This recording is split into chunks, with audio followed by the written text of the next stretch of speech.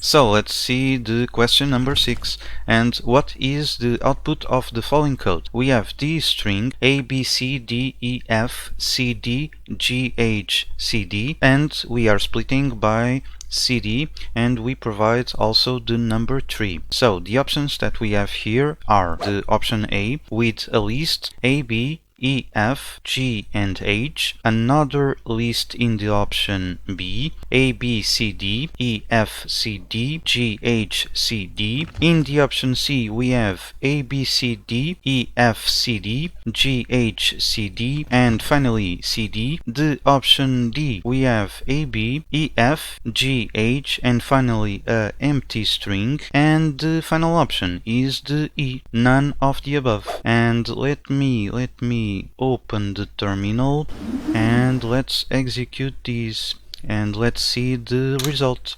And the result is the option D, A, B, E, F, G, H, and a empty string.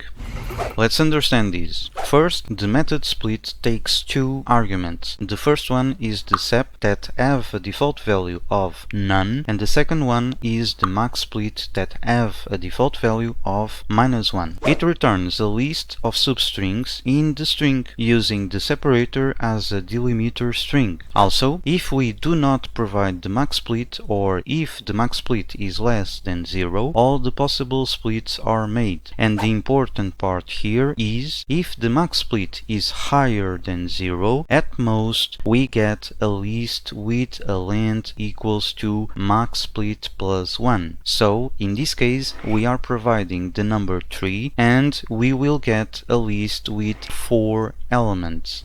Let's take a look on these. First, it will get A, B, then E, F, G, H, and finally an empty string. One important note that we must retain here is, if the separator is not provided, it will work in a different way. First, it will split by white spaces. Second, it will treat consecutive white spaces as a single one. And finally, the result will contain no empty strings at the start or end, if the string has leading or trailing white spaces. In this example, it will return just A and B. The white spaces will disappear.